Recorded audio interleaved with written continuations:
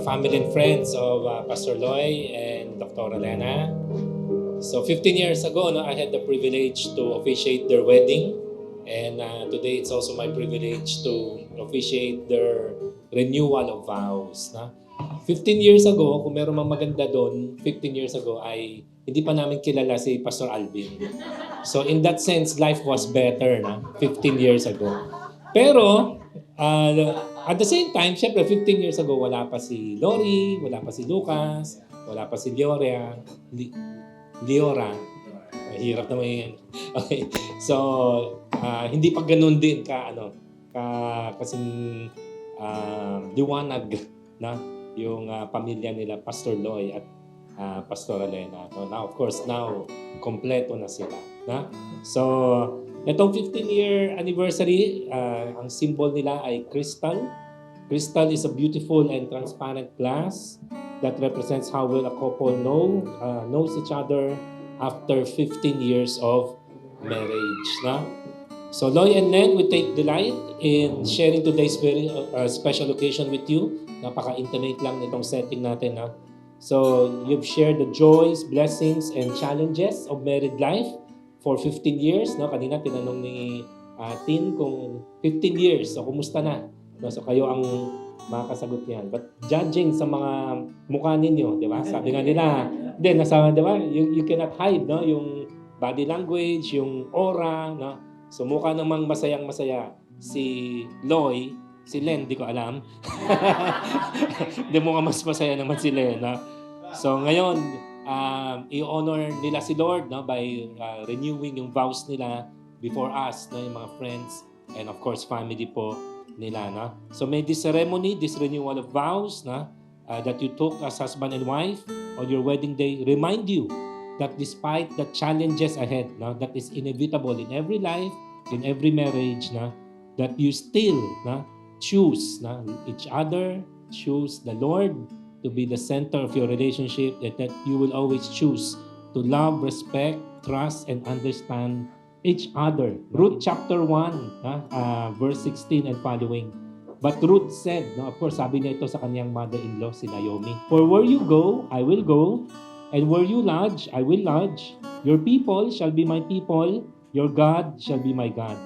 Where you die, I will die, and there I will be buried. May the Lord do so to me, and more so, if anything but death separates you from me." And when Naomi saw that she was determined to go with her, she said no more.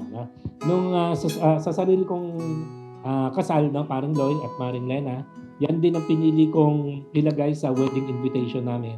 Though, in context, alam natin wala siyang kinalaman sa marriage. Ito ay very rare kasi this is about a mother-in-law. Words ng isang daughter-in-law sa kanyang mother-in-law. Alam natin minsan pag sinabing in-laws, di ba? Hindi laging maganda ang samahan. Pero dito kakaiba, At grabe yung sinabi ni Ruth kay Naomi, Where you go, I will go. Where you stay, I will stay. And then, your God shall be my God. So, tanggap na rin niya ang Diyos ni Naomi, And of course, sabi niya, where you die, I will die. Grabing commitment yun. Ang ganda ng words ni Ruth kay Naomi. Pero we also have to understand what makes it actually better. Circumstances behind. Na alam natin during this time, kung alam niyo dati may sumikat na movie, ang title Four Weddings and a Funeral. Dito naman 3 funerals and no wedding. Kasi pwedeng sabihin ang context nito galing sa kamatayan. Di ba? Si Naomi namatayan na asawa, tapos si Ruth saka si Oprah Winfrey, sino ba yun? Si Orpah, hindi Oprah. Si Orpah ay namatayan ng mga asawa. And the only thing na kaya babalik si Naomi sa Bethlehem kasi nabalitaan lang niya na tapos na daw yung famine. That's it. And for whatever reason, pwede nga sabihin parang ang malas, quote-unquote malas, ang malas-malas nila, parang wala yung kamay ng Diyos sa kanila, parang wala yung pabor ng Diyos sa kanila. Tapos hindi natin alam anong nakita ni Ruth kay Naomi. Parang gusto nga sabihin, Len, anong nakita mo kay Loy? Pero anong nakita kaya ni Ruth kay Naomi na parang malas-malas, puro kamatayan, na tapos gusto pa rin niya sumama kay Naomi. And to think na Naomi was not at her best during this time. Di ba? Kung naalala ninyo, later on, pagbalik na ni Naomi ng Israel, sabi sa kanya, oh, di ba si Naomi to? Tapos sabi niya, yung Naoming kilala niyo ay wala na. Last na, patay na siya. Mula ngayon, tawagin ninyo akong Mara. At Mara means bitter. So, ibig sabihin, the more na nakapagtaka, no? So, anong nakita nga ni Ruth kay Naomi, samantalang si Naomi, wala nga siya nakikita sa sarili niya. Parang wala siyang nakikitang future. And kaya ko siya naalala, o kaya yan ang ginamit ko ngayon sa 15th year anniversary ninyo is, I remember yung 15 years ago, hindi naman masasabing malaking big deal or issue, hindi naman talaga issue. Pero siguro 15 years ago, pwedeng sabing concern siguro, na lalo na baka sa part ni Lena, na baka may mga concern na, parang ready ba si Lena maging pastor's wife? Baka may mga gano'n, kasi bata-bata mo pa, ganyan, no? So, suitable ka ba? Alam natin yung church, mahal na mahal nila si Loy, di ba? Possessive sila si Loy. Kung pwede lang, si Loy ay maging single. Hindi, gusto nila mag-asawa si Loy, no? Ang asawa niya yung church. And then, so parang dito na sila yun, parang, di ba, sa bata-bata pa, parang di ba, parang baby Christian, alam ba niya pinapasok niya? Alam ba niya yung hirap ng pagiging pastor's wife, etc. No? Pero, ika nga, 15 years later, no? Sabi nga nila, look how far you've come. Amen, no? Look how far God has taken you. Grabe, no? Share ko lang dito ng mabilis. No? Maganda rin siguro na maririnig ito nila Lori, nila Lucas lalo. No? Kasi nung time na yun, baka hindi pa sila o baka wala pa nga po sila dito sa mundo. Naalala ko yung unang sermon na napakinggan ko kay Pastora Lena. No, it was meron kaming Week of Fire every year. Tapos in-invite ko si Paring Loy mag-speak, no? So hindi naman ako sinabihan ni Paring Loy na mag-i-speak din para si Lena, no? So siguro surprise talaga nila yun or whatever. No? So tinawag ko na si Loy, so inintroduce ko na siya. So okay na, umakyat na si Loy sa stage. Tapos naalala ko, bumaba ako ng stage. Tapos tinabihan kita, Len, no? Tapos nakita ko nakalabas ka ng notes. Kasi tignan ko yung sabi ko, hindi to notes na pang sula o pang take down ng preaching. Parang kompletong preaching na siya. Sabi ko, ano to? I-review o parang i-critic ba ni Lena si Loy na ito yung sermon ni Loy? Kasi tignan natin kung tama yung introduction mo. So, yung pala, later, tinawag ni Loy si Lena. Sabi niya, gusto ko mag-speak muna si Pastora Lena. Parang, nagulat ako. And sa totoo, hindi ko alam kung naalala mo, Len. Naalala ko pa yung sermon mo. Naalala ko pa yung sermon mo. And to be honest, hindi ko na maalala ano yung sermon ni Parang Loy nung gabing yun. That's the truth. Oo. Yung sermon ni Lena, ito ipapaalala ko sa'yo, ay tungkol kay Gideon. Kay Gideon na si Gideon ay duwag, pero tinawag siya ng Diyos. Tapos sabi ni God sa kanya, sabi niya, Gideon, kung wala ka pang tiwala sa akin, sabi niya, sige, pumunta ka doon sa mga Midianites, na? Tapos meron akong papakita sa iyo o paparinig sa iyo. And nung pumunta si Gideon doon, may narinig siyang nagkwekwentuhan ng mga Midianites na meron doon isang Midianite na nanaginip, no, na merong tinapay. Para sabi ng mga Midianites, ibibigay na tayo ng Diyos sa kanila. So wala na, huwag na tayo lumaban, wala na tayong pag-asa. No? So narinig ni Gideon yun. Di pa nag-umpisa, talo na sila. No? So parang sobrang na-encourage si Gideon. Yun ang sermon ni Len. No? And then kay Loy, hindi ko na alam. Hindi ko na alam na pinag-preach niya. No? Pastor Loy has always been, siya yung pastor na simula ko pa lang siya nakilala, on fire na talaga no? Pero nakita kong growth talaga niya, siguro tong past 15 years, is in the area of wisdom. Na? Baga ba na kompleto na sa kanya yung fire and ice. Yung fire, he has always had that fire. Na? Pero, naalala ko nung galing ako kay Pastor Loy sa network niya, Impression Nights Network. Na? Tapos, inangat tayo ni Tatay Rafi, 2011 yata yun, inangat ako ni Tatay Rafi, maging 12 na rin niya. So, even nung time na yun, ini-invite pa ako ni Paring Loy. Timans, may mentoring kami ngayon. Ikaw muna mag-speak, ako naman, syempre, never ko na hinihindihan si Paring Loy, no? Pero nagtataka din ako na, sure ka na, di ba? Kasi ako bilib naman kay Loy, ha? So, yung first 2 or 3 months, ini-invite pa ulit ako ni Loy para mag-mentoring, no? So, yun, mga ganyan. Tapos pag may mga admin, concerns, laging kay Sandy ang tatakbo, di ba? Si Sandy kasi parang namin eh, siya yung pinakamatanda. So, yun na lang. Oo, utak daw ng katipunan na yan, ha? Yun. Pero alam mo ngayon, si Loy na actually parang pinaka-organize sa atin eh. Di ba? No? Na ikaw, nagma-Michael Hyatt ka, mga planning ka, organization. So anyway, so grabe yung growth ninyo. So this past 15 years, no? So talagang model kayo sa aming lahat kung paano mag-grow as individuals. Na Len, grabe ang grow mo as a woman of God, from not just a pastor's wife, but to a woman of God who has her own anointing, who has her own special calling. Pero hindi pa rin nawala sa iyo na alam mo, unang calling mo pa rin is to be a wife kay Loy and to be a mother to your 3 precious children. No? Pero kitang-kita na rin namin na yung kamay ng Diyos na sa iyo, no, na magiging if not yet, no, mother of multitudes. No?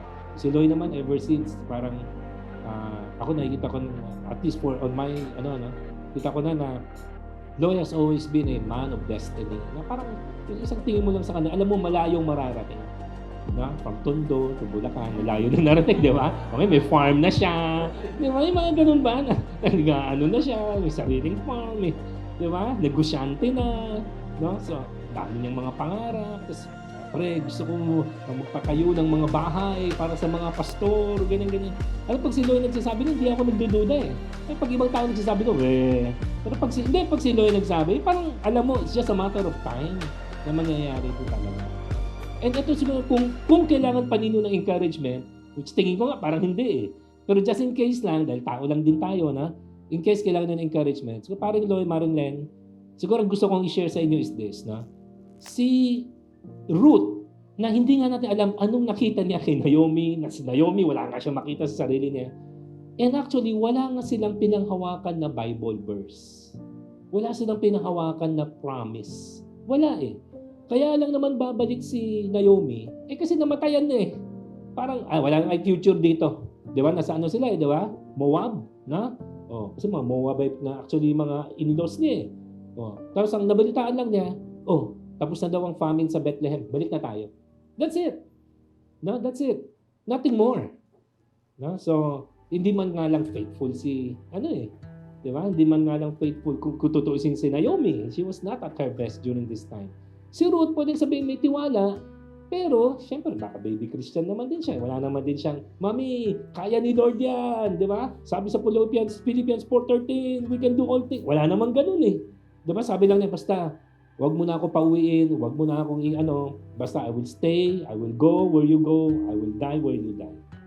So ang word ko sa inyo, parang Loy and Maring Len, kung ano pa I'm sure ang daming dinownload ng Lord na pangarap sa inyo for the next 15 years of your married life, of your family, for Praise Church, for your network. And lamang pa kayo eh. Bakit? Kasi kayo, I'm sure, meron pa kayong panghahawakan na Word of God. Si Naomi, si Ruth, walang pinanghawakan. Wala. Diba? Talagang naging mabuti lang ang Diyos sa kanila. Pero wala silang Bible verse, wala silang Word, wala silang tema for the year, wala silang soaking, na waiting upon the Lord, protecting the Word. Wala silang ganun. Mabuti lang talaga ang Diyos sa kanila.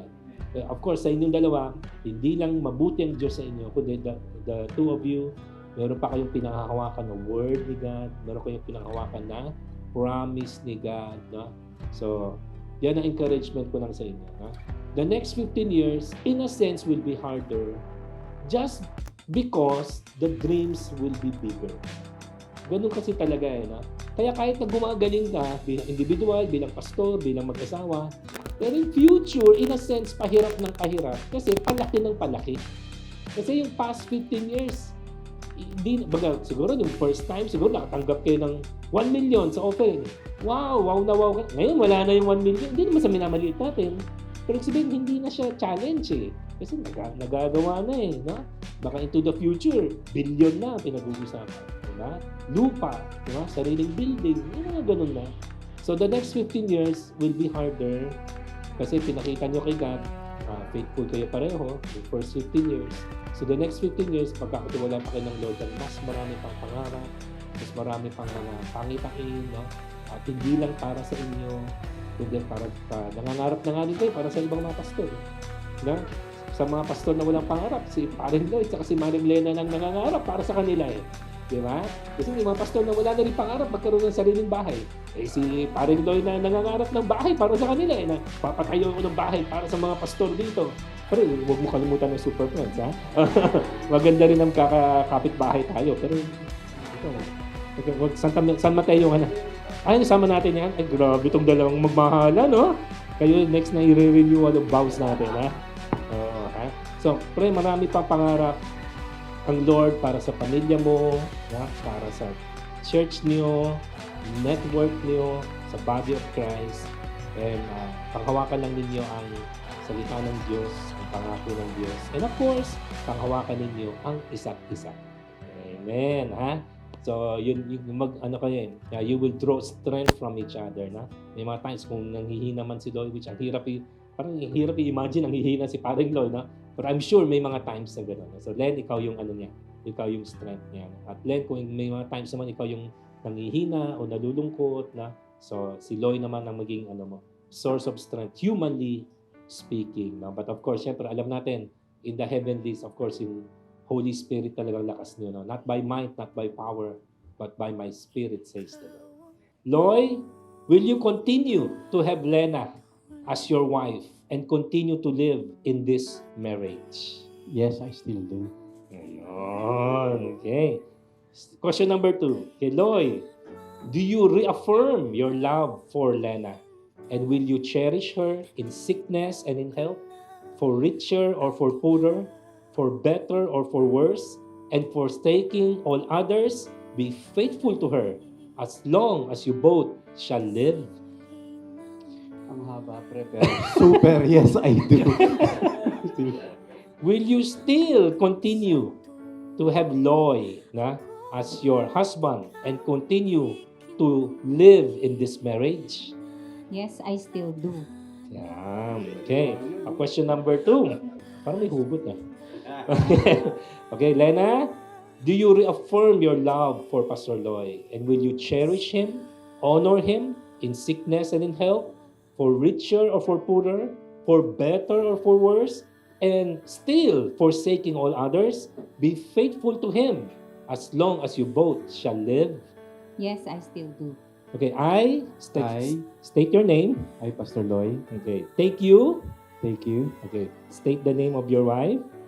Lena, Okay, to be my beloved wife to be my beloved wife once again. once again. I promise I promise to continue loving you to continue loving you and protecting you and protecting you as Christ loved His church. Christ love His church. With this vow, With this vow, I reaffirm I reaffirm my eternal love my eternal love and devotion to you. and devotion to you. Okay, I state your name. I, Lena, Take you, state the name of your take husband. you, Loy, To be my beloved husband to be my beloved husband once again. once again.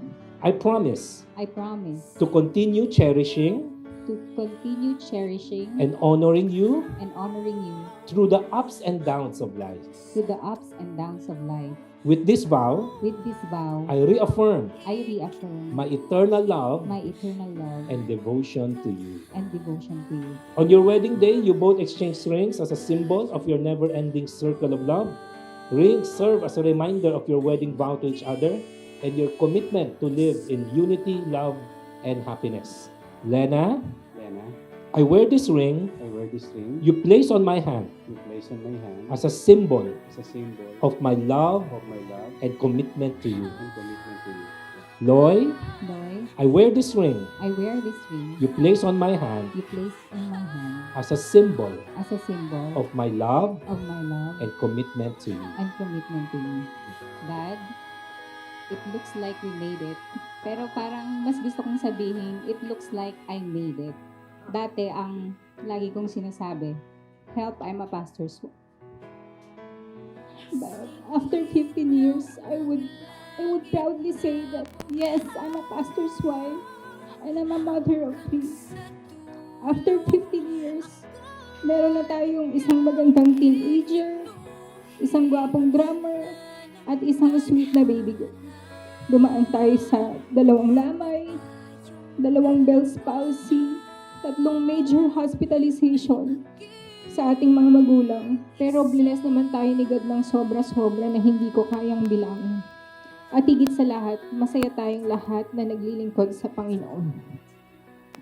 For the past 15 years, araw-araw kong ine-enjoy yung kumpletong pamilya na mas lamang yung masaya kaysa sa malungkot. Dahil yon sa commitment mo sa akin, talagang tinupad ng Diyos na makaranas ako ng complete and happy family. Dahil ikaw yung nag-commit talaga sa akin. Sa marriage life natin, never kong naramdaman to be pressured to partner you in the ministry and sa family natin. You allowed me to walk on waters. You have pushed me to my limits. Minsan nakakainis, pero hindi ko ma-imagine yung growth na meron ako kung hindi ikaw ang naging kapartner ko. Thank you na palagi mong hawak ang kamay ko. Tama man ako o mali. Alam kong magkakampi tayo. Sa lahat ng bagay, magagandang bagay na meron ka. Ang pinaka-pinagpapasalamat ko sa Panginoon ay yung pagiging pursuer mo and initiator mo. Tama yun, pinagmamalaki ko na ikaw yung laging nagsusorry, ikaw yung laging lumalapit. Kasi alam kong mas matured ka sa akin emotionally. Alam mo kung paano mo ko i-handle. Thank you. Dahil napakalaki ng naging pag-unawa mo sa akin hanggang sa makita ko yung sarili ko the way God sees me. Hindi ko na mabilang kung ilang cake, ilang flowers, at ilang donuts yung binili mo para lang ako suyuin. Pero isa lang yung napatunayan ko, ganoon ka nagpa-pursue sa akin. Ngayong araw na ito, nais kong muling i-commit ang sarili ko sa iyo bilang yung constant supporter, best friend, and intimate partner. Gusto kong sabihin na kung ikaw ang provider, ako naman ang iyong magiging multiplier. Kung ikaw ang nagdadala ng vision, ako naman ang tutulong sa iyo para ito maging reality. Wherever you lead me, I will go. Sinabi ko ito sa iyo noon sa ating wedding vows na where you go, I will go. Where you lead me, I will follow. Gusto ko ring sabihin na like before, kapag mali ka, wala tayong sisihan. Asahan mo lagi ang aking mga panalangin sa bawat gagawin mo. Asahan mo palagi ang pasimpleng tapik ko kapag natitrigger ka magalit. Asahan mo palagi ang matinding paghanga ko sa bawat pagtayo mo para sa Panginoon. Marami pang kanta ang nais kong baguhin ng lyrics to express my love and appreciation sa iyo. Basta wag muna nating pag-uusapan yung death at retirement. Aalagaan kita hanggang sa aking pagtanda at titiyakin kong mas laging lamang ang masasaya kaysa sa mga malulungkot sa ating pagsasama. Mahal na mahal kita, Dad. Ikaw ang aking dulo, gitna at simula. Mami, kaloob ka ng Diyos na aking ipinagpapasalamat sa buhay. Sa loob ng 15 taon, punong-puno ng katuwaan at kagalakan sa puso. Ang daming magandang nangyari talaga. Iyon yung reality. Ang daming naabot, ang dami nating tinanggap sa Lord na higit pa sa aking inaasahan na ipagkakaloob talaga ng Diyos. Napakabuti ng Diyos sa ating pagsasama. Talagang anumang mabuting bagay na meron tayo, sinasamahan lang talaga tayo ng Panginoon. So Mami, gustong-gusto ko sa iyo yung kasimplihan mo. Simple ka, pero hindi simple. You have the natural beauty from the Lord, yung mga bagay na simple, na pagaganda mo ng todo. Gustong-gusto ko yung taste at mga choices mo. Hindi ko man agad nasasabi, pero tuwang-tuwa ako sa iyo. Paano mo ayusan yung bahay natin? Paano mo alagaan natin mga anak? Sinupin ang mga biyayang kaloob ng Diyos. Ibe niya, sabi ko, diba? Maming, ikaw yung pumili ng damit na isusuot ko. para kung may masisisi, ikaw. Ano po? So, hindi. So, mami, hindi ka lang basta partner, the best partner in life. Ang dami kong bonus na tinanggap sa iyo, hindi ka lang napakaganda at napakabait. Ang dami mong galing at husay na hindi ko akalain na nasa sa iyo. Aside from magaling na kapartner, ang galing mo, mami, sa ating mga anak sa pagtuturo, pag-aasikaso, pag-aalaga, yung malasakit. Grabe yan. Lagi kang naroon at alam ang gagawin. Grabe yung puso mo bilang mami sa ating mga anak. Sobrang ba sa mami, gustong gusto ko yung taste mo. Kaya nga ako nagustuhan mo.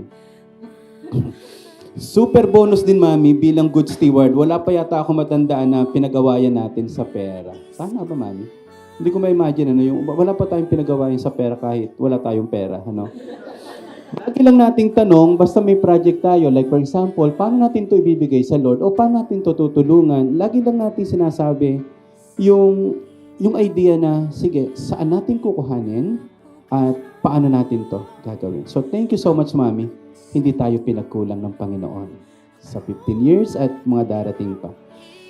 Sabi ko dati sa iyo, hindi ko pinapangako na hindi kita masasaktan, hindi ko pinapangako na hindi ka iiyak, pero ang may papangako ko, yung magkasama tayo. Hindi ako magwo-walk out, hindi ako aalis ng bahay pag may problema tayo. Okay? So, ngayon, naiisip ko, ano kaya yung importanteng bagay sa iyo, mami, na pwede kong ipaglingkod? Ano pa ba yung pwede kong gawin na alam kong mahalaga sa iyo at the same time very challenging din para sa akin. So ito muna, mami, yung mga naisip ko, mga practical lang to. Ipapakita ko at ipapaalam ng mas maaga ang mga lakad at schedules ko. Iiwasan ko lagi na lagi nagugulat kung nasaan ako.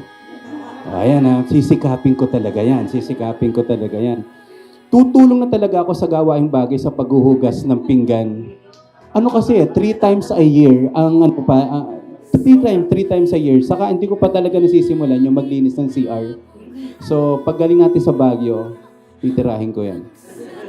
Hindi na rin ako masyadong magkakalat para wala ka nang masyadong lilinisin. So, I love you, mami. Ipagluluto kita ng menudo, mechado, at caldereta na iisa lang ang lasa.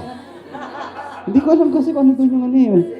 So, basta yun ang pangako ko. I'm happy to serve you at lutuan kayo bilang pamilya. Yung Thursday date natin, sobra kong igagalang ito para sa ating dalawa. Sobrang gagawin natin itong makabuluhan, exciting, at puno ng karunungan.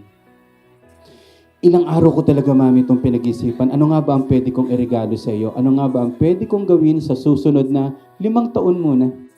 5 taon kasi pakakasalan uli kita.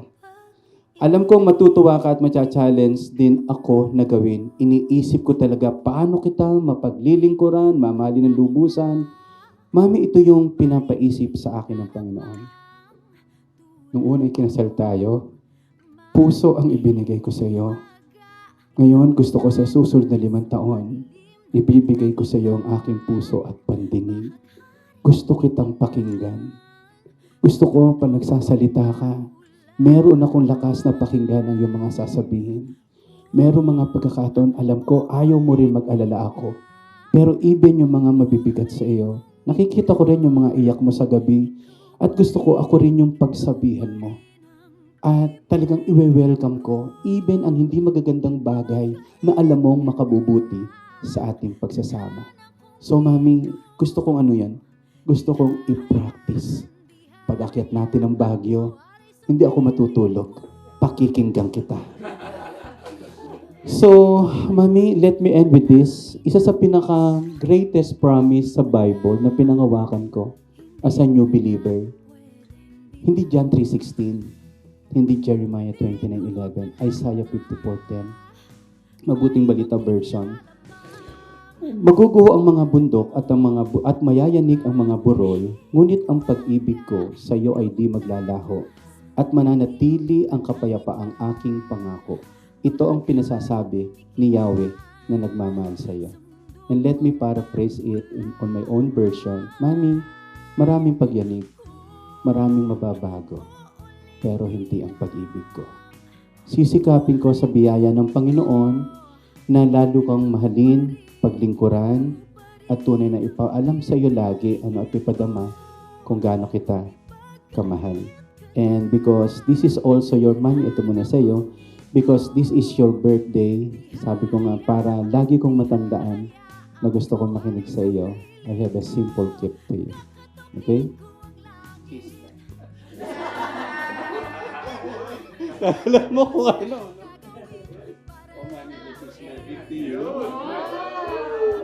Pwede ba lumuhod? Oh, mami, lagi mo matatandaan. Ayan, hikaw para lagi kitang pakikinggan. I love you, mami.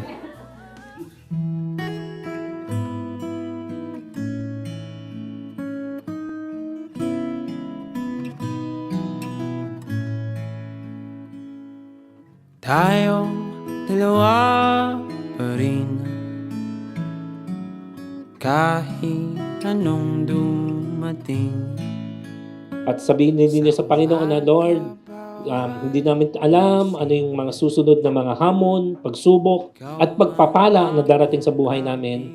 Pero Lord, hinga lang kami ngayon at papasalamat lang sa inyo na hindi ninyo kami pinabayaan sa 15 years na journey namin bilang mag-asawa. Of course, dineclare namin sa inyo, Pastor Loy, Pastor Alen, the best is yet to come. But for now is a time to celebrate. Now is a time to reflect. Now is a time to pause. Now is a time to simply thank God for His faithfulness, His goodness, His kindness, His miracles, His signs and wonders sa buhay ninyo, both individually and also as a couple. Alagaan kita, mamahalin ng isa-isa, ay sa ating takip siling, puso'y sa'yo. We will conclude this renewal ceremony. And now, Loy, you may kiss once again your lovely bride. Okay, congratulations. Dumalaw man suliranin, ngiti ay di aalisin, sumapit man ang dilim, nariyan ang mga bituin, gagabay sa pag-ibig natin. Ikaw ang aking tanging hiling, puso'y sa'yo pa rin. Since today, you are still with me. Ang galing nga talaga kung paano ako minamahal. Kahit napakakulit ko talaga. Kahit ilang beses na ako nakatakas sa'yo. Kahit ilang beses ako nagkasama sa'yo. Kahit ilang beses di ko na nalagay ang damit ko sa labak. Ang tindi talaga.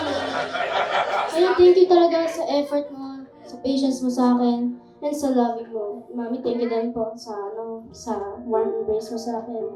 Kasi may mga times na sobrang umiiyak ako, sobrang sad ko, sobrang di talaga ako makakonect sa iba't ibang tao. Pero your arms embraced me. Your story inspires me. And I am so proud that I am your child. Kaya, Mami, happy birthday.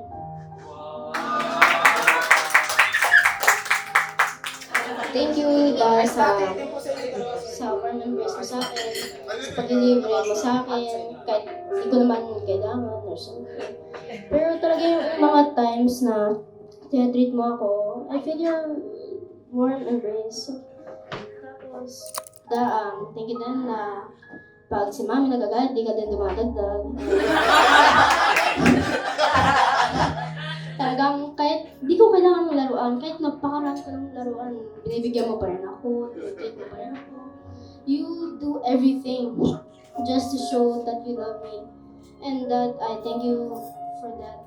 And that sinasamahan mo ka din ako. And that I just want to say thank you na you're patient, you're thoughtful, and you are always loving sa akin. I'm so blessed and I'm forever grateful nga na meron akong parents na model. Literal na model na pwede kong panggayahan, pwede kong patunguhan kapag may need ako. Gusto ko lang po i-share. Hindi ko pinaghandaan to pero parang kanina pa umaano sa heart ko. Hindi ko makakalimutan yung unang time na pumasok ako sa ministry. Tapos, syempre nagsaserve tayo kay Lord bilang musician and sa praise and worship team. Pero never ko talaga makalimutan yung time na sobrang dedicated na ako sa ministry ko to the point na minsan nananaglag ko na yung family ko. Pero nagbago na po ako, promise. Pero during that time, 2 years ago yata to or last year lang, parang natutuwa ako kapag late ako umuwi. Kapag mas kasama ko yung ibang ka-church ko. And napapagalitan po ako. Parang minsan, inaano ko sa heart ko na bakit sila nagagalit sa akin, ako na nga itong nagsiserve kay Lord. Pero hindi ko to malalaman kung hindi kunento ni Mami sa akin. Sabi niya, anak, alam mo ba that time, ang sabi lang ng daddy mo sa akin, kasi siya yung taga-pagalit sa akin. Si daddy chill lang ganun sa akin. Ano lang siya, taga-tingin lang, taga-awat ng away. Pero, sabi ni Mami sa akin, alam mo anak, sinabi sa akin ng daddy mo that time, na Mami, unconditional love lang ang kailangan ng anak natin. And, ayokong umiyak. Okay, hindi ako iyak. And parang ngayon ko lang na-realize or parang ngayon lang nag-sink in talaga sa akin that ang hirap na sa isang magulang na talagang patunayan na sobrang love mo yung anak nila to the point na parang kahit anong kulit at tigas ng ulo nila, parang mamahalin ka nila. And after all these years, parang kahit na hindi na ako masyadong inaasikaso, na hindi na ako masyadong, pinapansin po ako. Pero alam mo yung, syempre malaki na ako, hindi na ako kayang bihisan namin. Pero, na-realize ko lang na kahit sinabi nga nila na ang bilis ko lumaki, nandun pa rin sila para i-guide yung spiritual needs ko, yung emotional needs ko. Kasi syempre, mahirap din po maging panganay. Thank you. And mahirap din po na pagsabayin yung ministry mo, yung school work mo, and yung family mo. Pero, by the grace of God, nabigyan ako ng magulang na who would love me unconditionally kahit na ganito akong tao. And tayo po lahat ay manalangin. Hindi siya. Joke lang. Nakuha ko punto kay Daddy. Ayun. So, ayun nga. Happy anniversary, Mommy and Daddy. Ayun, sana hindi mo ko bantaan hanggang 36, Daddy. Sabi niya po kasi nung sermon niya, 36 pa ako pwedeng magka-jowa. Pero ayun, happy birthday, Mommy, and happy anniversary. I love you both. Happy anniversary, Mommy and Daddy. There's a rainbow always after the rain. And I believe na today is like a rainbow filled with different colors, blissful colors, kasi po kayo po yung nagpakulay talaga ng pagsasama namin. Siguro hindi man lahat 15 years namin nakasama, that long, pero we met you along the way and you became an inspiration to us. You are here because you are like a family po talaga to us. At ganun po kayo ka-significant sa buhay namin, sa buhay ko po, sa buhay po ng mga anak namin. You are with us on our journey sa lahat po ng ups and downs namin. You have supported us emotionally, maybe financially, spiritually. Marami pong area ng buhay namin kami na pagpala niyo po. At hindi ko man po ito maisa-isa, pero sobra po akong grateful talaga na kasama po namin kayo. Talaga pong it takes a community to build a family. And thank you for building our family. Thank you for being a part of our marriage, of our lives. And gusto ko pong i-honor yung mama ko. Kasi siya na lang po yung kasama namin. Wala na po kami nagulang sa side ni Pastor. Tapos, bago ako ikasal, hindi na rin po nakapag-walk down sa akin yung tatay ko. And she has been with us. Kung alam niyo lang po yung napakalaki niyang importance sa buhay namin. If without her, Mama, I don't know if I can parent my children. So, thank you so much, Mama. And siguro pinakaregalo namin sa'yo yung marriage namin ni Loy and yung kung paano namin mapalaki yung mga apo mo na hindi mo sila magiging sakit ng ulo. And I pray na maalagaan ka pa namin ng mas mahaba. So, thank you so much po sa inyong lahat. Kay Angela, kay Regan, kay Moy, kay Tim and Serge, sobrang thank you so much po sa inyong lahat. Unang balak namin, kuha lang tayo ng restaurant, pagkatapos ganun lang, kainan lang po, okay na yun. Pero dumating tayo sa ganito, asawa ko po magaling din talagang mag-ayos. So, kaya sabi ko nga, simple pero hindi simple. Pero kayo po talaga yung pinapangarap namin na makasama. Biyaya ng Diyos. Alam mo yung word ng biyaya ng Diyos. Na nagkakilala tayo. Regalong galing sa Panginoon. Ito po yung mga relationship na marami naman pero grabe din to kung tinetreasure po talaga natin. Gusto ko rin po talaga makita nila Sir Calvin, nila Carlo. Ito yung mga ilo-look up natin in the future. Posibleng magkaroon ng pamilyang buo at nagkakasundo. May problema, pero buo at nagkakasundo. Yung walang laglagan sa pamilya. Yung mamahalin natin ang bawat isa, ano man yung ating dinadaanan. Okay? Kaya, kung ano kami ngayon, dahil po sa inyo, na ginamit ng Panginoon. Kaya na talagang pangako natin, lalo natin ipaglilingkod kasi ang sarap makakita ng pamilya. Na nakakilala talaga sa ating Panginoon. At gusto kong sundan talaga na next generation. At paring Manring, mahilig lang talaga tayong umapa sa pwedeng sundan. Kung ito po yung isa sa magiging ehemplo, para yung mga ibang pastors, mahalin din lang ng sobra yung kanilang pamilya bago ang ministry. Aapakan po natin. Kasi ang sarap din sa mga pastors na sobrang ang pamilya, minamahal natin po talaga. In spite of all our business. So, in behalf of my family po, thank you so much. Alam niyo po, aakyat kami ng Baguio mamayang madaling araw. Punong-puno ang puso namin. Hindi pala kailangan sobrang dami para mapuno ang puso natin. Ang kailangan lang po natin, ay tunay na makasama yung mga taong sobrang minamahal po natin at mahalaga po sa atin. God bless you po. Magpalain tayo ng Panginoon.